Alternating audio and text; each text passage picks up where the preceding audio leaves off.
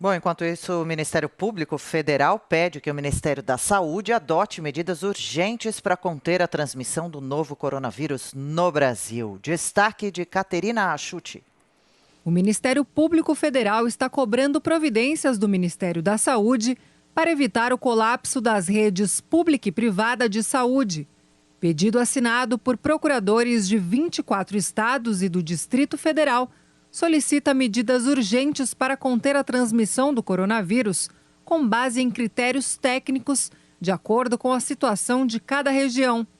Entre outros pontos, o MPF solicita reforço nas ações sanitárias, em portos e aeroportos, controle do estoque de insumos, oxigênio e medicamentos, monitoramento das variantes, ampliação de testagem e maior celeridade na vacinação. A recomendação inclui ainda um plano de conscientização da população sobre protocolos de segurança.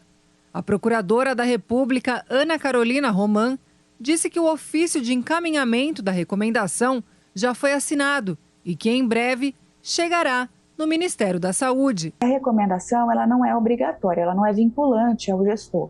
Mas é claro que sinaliza qual o entendimento do Ministério Público Federal a respeito da atuação do gestor. Então, a recomendação, a despeito de não ser obrigatória, é importante que o Ministério da Saúde inicie a discussão, pelo menos, de como serão cumpridos aqueles termos da recomendação, se serão cumpridos. A recomendação do MPF leva em conta estudos e normativas nacionais e internacionais que demonstram a eficácia do distanciamento social e do uso adequado de máscaras para reduzir os índices de infecção pelo novo coronavírus. O documento cita também diversos dados que demonstram a gravidade do quadro vivido pelo Brasil em relação à pandemia. Ao longo da pandemia, o Judiciário tem atuado para cobrar mais ações do governo, gerando críticas de interferência. Em sessão nesta quinta-feira, o presidente do Tribunal Superior Eleitoral e ministro do STF, Luiz Roberto Barroso, lamentou o recorde de mortes na quarta-feira e disse que o país enfrenta o pior momento da crise. Nós estamos, infelizmente, vivendo um momento de desvalorização da vida, em que pessoas nos deixam e passam a ser tratadas puramente como números. É muito triste o que está acontecendo no Brasil e é legítimo o sentimento de abandono que as pessoas têm pelo Brasil afora. O ministro Alexandre de Moraes criticou a postura do poder público no enfrentamento à Covid. O único país do mundo em que a segunda onda da pandemia vem sendo muito pior que a primeira.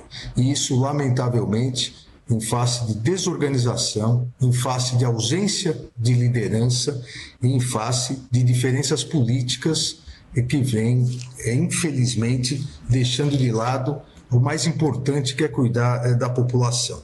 Moraes disse ainda que o momento é de união entre todas as esferas políticas e fez críticas à ausência de liderança do governo federal no enfrentamento à pandemia.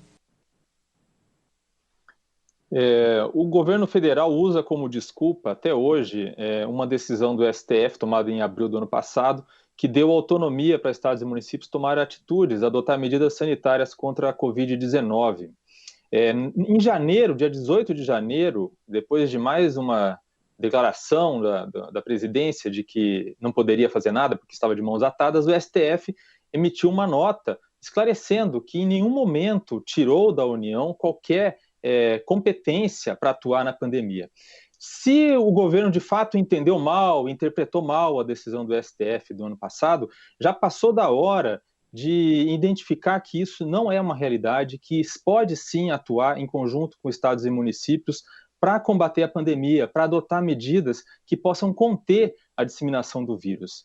Não basta apenas pensar em novos leitos de UTI, novos leitos hospitalares, porque as pessoas, quando chegam ao ponto de serem hospitalizadas, elas já estão numa situação crítica. É preciso evitar que as pessoas se contaminem. E no Brasil, no fim das contas, o grande problema é mesmo a falta de fiscalização.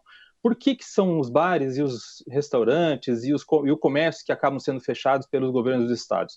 Porque é mais fácil controlar e fiscalizar esses estabelecimentos. O mais efetivo mesmo seria proibir qualquer tipo de encontro presencial com mais de 10 pessoas, e os estudos mostram que isso é o mais efetivo.